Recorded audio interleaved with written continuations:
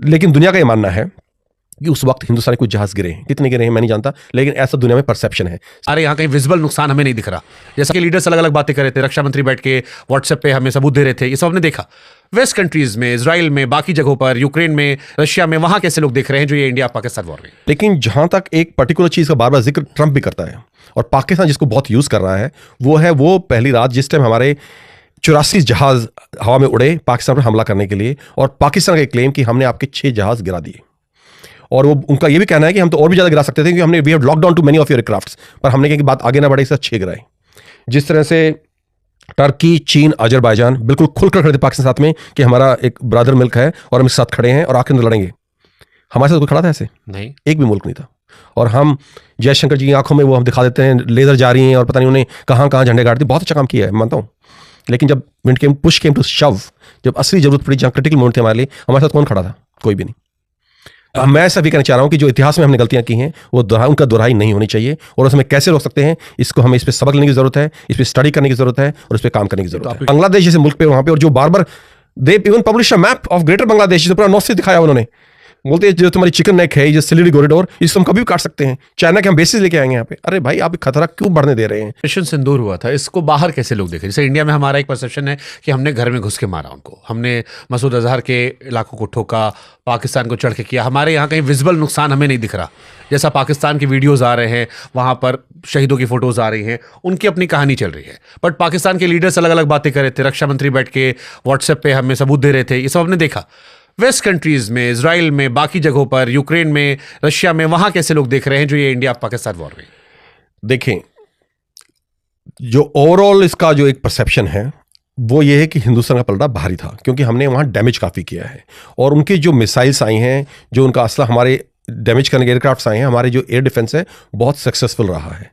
लेकिन जहाँ तक एक पर्टिकुलर चीज़ का बार बार जिक्र ट्रंप भी करता है और पाकिस्तान जिसको बहुत यूज़ कर रहा है, वो पहली रात जिस टाइम हमारे 84 जहाज हवा में उड़े पाकिस्तान पर हमला करने के लिए, और पाकिस्तान का क्लेम कि हमने आपके 6 जहाज गिरा दिए, और वो उनका ये भी कहना है कि हम तो और भी ज़्यादा गिरा सकते थे क्योंकि हमने we have lock down too many of your aircrafts, पर हमने कहा कि बात आगे ना बढ़े, इसका 6 गिराए।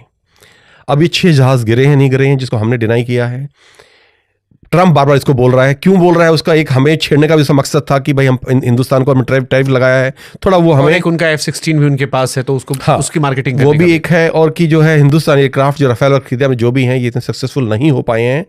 देखिए, बाहर जो सोशल मीडिया है, लोग स्विस पर जिक्र करते हैं कि इसमें हिंदुस्तान का पलड़ा भारी दिखाया गया है, लेकिन जो जनरल परसेप्शन है कॉमन पब्लिक में और even in the elites, military elites outside India, is that in overall war India का पलड़ा थोड़ा भारी था। India could damage lot of their air bases and could destroy there aircraft in hangers. पर जो वो रात थी जहां भी एयर बैटल हुई, जो कि द्वितीय विश्व युद्ध के बाद आज तक की सबसे बड़ी एयर बैटल थी, 84 जहाज हिंदुस्तान के हवा में उड़े थे और 42 पाकिस्तान के थे, और उन्होंने, लेकिन दुनिया का ये मानना है कि उस वक्त हिंदुस्तानी कुछ जहाज गिरे हैं, कितने गिरे हैं मैं नहीं जानता, लेकिन ऐसा दुनिया में परसेप्शन है। सच है या गलत है मैं नहीं जानता, बट हालांकि उसके टुकड़े कहीं हमें दिखाई नहीं पड़े, क्योंकि हमने कहा कि सैटेलाइट इमेजेस के जरिए कुछ दिखा दो।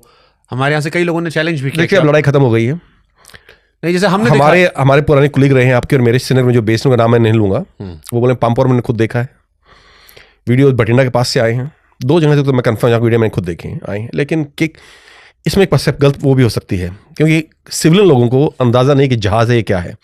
जब फाइटर एयरक्राफ्ट जाते हैं उनमें बहुत सारा फ्यूल भरा होता है, लेकिन उनको अपनी मैन्यूवरेबिलिटी के लिए जो एक्सटर्नल फ्यूल टैंक्स होते हैं वो गिरा देते हैं, ताकि उसकी मैन्यूवरेबिलिटी बढ़ जाए, डिस्टेंस जो रेंज है वो बढ़ जाए। तो ये फाइटर एयरक्राफ्ट जो फ्यूल टैंक गिराते हैं, तो एक सिविलियन के तो लगेगा कि कुछ गिरा, जहाज का टुकड़ा गिरा, शायद ग्रस्त हुआ है। ये भी एक कारण हो सकता है कि शायद उन्हें फ्यूल टैंक से कुछ देखा होगा और उन्हें लगा कि ये जहाज गिर गए हैं या जहाज से। अब देखिए, कहना बड़ा मुश्किल है ये।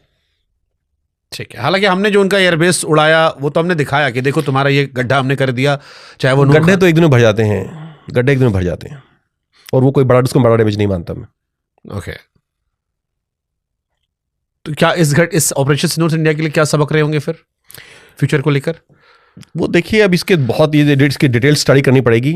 एक चीज जो बोल रहे हैं कि इंटीग्रेशन की बहुत उनके everything was integrated, all the air defence, all the radars from navy to artillery to aviation to air force, all everything was integrated, which I think were integrated on our side as well. Probably we need better integration of this. Technology उनके पास है, Chinese all satellite imagery were provide, continuous intelligence was provided by China and Turkey.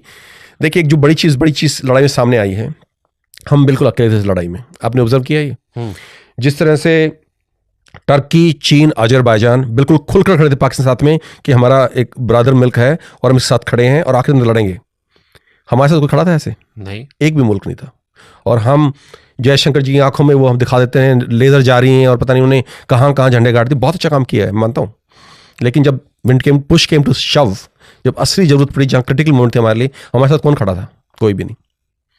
तो ये हमें सोचने की जरूरत है। हमारे साथ हमेशा से एक रूस था, तो उसको हमने दूर कर रखा है।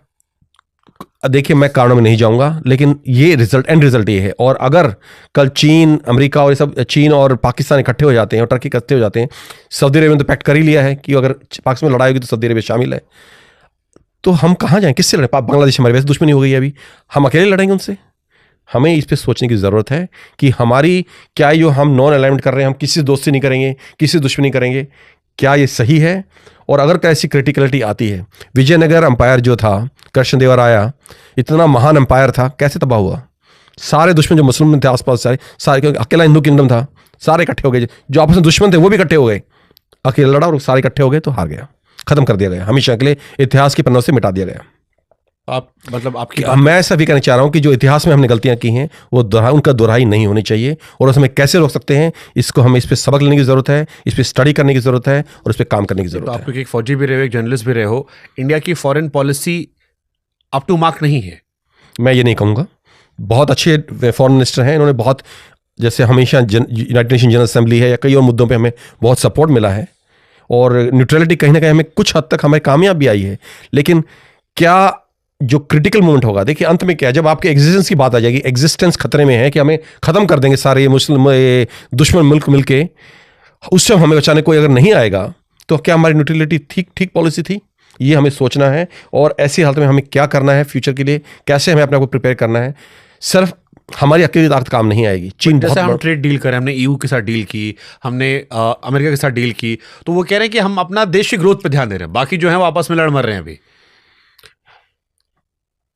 मिश्रा जी, जब अंग्रेज हिंदुस्तान में थे, यहाँ पे जब उन्होंने कब्जा किया, मैं सिर्फ आज से 200 साल की बात कर रहा हूँ, एज पर वन एस्टिमेट हम दुनिया का 25% जीडीपी प्रोड्यूस करते थे। 25% जीडीपी ऑफ द वर्ल्ड, जो कि आज यूएस भी नहीं करता है। True.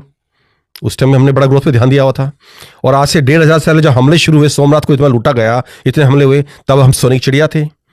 अब भी हम सोने की चिड़िया बन सकते हैं, तो फिर लूट ली जाएंगे।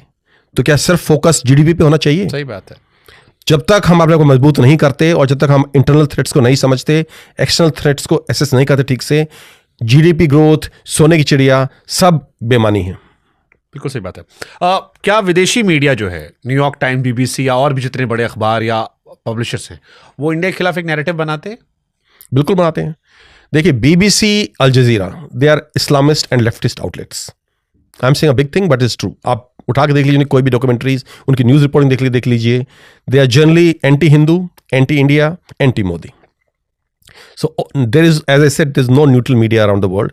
And in fact, why we do not ban all these NGOs and in this, why should we have BBC in India? Why should we listen to propaganda from other countries? Why are we not strong enough to say we do not want them? Just ban them. हम हर चीज में डरते हैं कि फिर रिप्रकशंस क्या होंगे। कुछ रिप्रकशंस नहीं होंगे। 2 दिन में सब, हमने ये पोखरण में हम ये किया परमाणु एक्सप्लोजन, रिप्रकशंस हो जाएंगे, बैन लग जाएंगे, क्या हो गया? सब ठीक नॉर्मल हो गया ना, सब नॉर्मल हो जाता है। अमेरिका उठा के लिया है ना president, serving president of a sovereign country, all international order, rule based order, international law सब दर रह गया।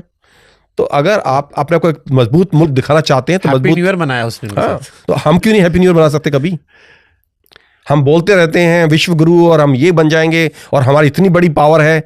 अरे भाई, कुछ करके दिखाई जमीन के ऊपर, जमीन पे कुछ कर लो। बांग्लादेश में क्या किया हमने और क्या नहीं कर सकते थे हम, लेकिन कुछ नहीं किया हमने, बोलते रह गए हम सिर्फ। वो तो हम 2000 साल से बोल रहे हैं, बोलने में तो आगे है ही ना। बांग्लादेश हमारा बहुत क्लोज फ्रेंड था, आज के टाइम में रिश्ते हैं। Movement they Sheikh Hasina left that country, she was thrown out and the new government came in. It was an Islamist government. Whole world acknowledges that. It was a CIA pawn which was ruling that country against India. All our interests were overlooked. जिस तरह हिंदुओं को वहां जला के मारा गया, पकड़ के घर उठा दिए, खबरें तक नहीं छपी हिंदुस्तान के अंदर आ दूंगी, तो हमारा उसमें कोई वो नहीं। अगर रूस हमला करने का एक प्रिटेक्स्ट ये बोल सकता है कि डोनबास में जो एथनिक रशियंस थे उनके ऊपर जातियां हो रही थी, हम बर्दाश्त नहीं कर सकते। इजराइल इसके ऊपर दूसरे मुल्कों में हमला कर सकता है, और कोई भी मुल्क जो बोलता है कि हमारे हम मुल्क के ऊपर वहाँ वो हो रहा है, अत्याचार हो रहे हैं और उस पर एक्शन लेते हैं। हम इतनी बड़ी सुपर पावर किस लिए हम इतनी बड़ी आर्मी बना के रखी हुई है बांग्लादेश जैसे मुल्क पे वहाँ पे, और जो बार बार they even publish a map of greater Bangladesh, जो पूरा नॉर्थ से दिखाया उन्होंने, बोलते हैं जो तुम्हारी चिकन नेक है, ये जो सिलीगुड़ी कॉरिडोर, इसको हम कभी भी काट सकते हैं,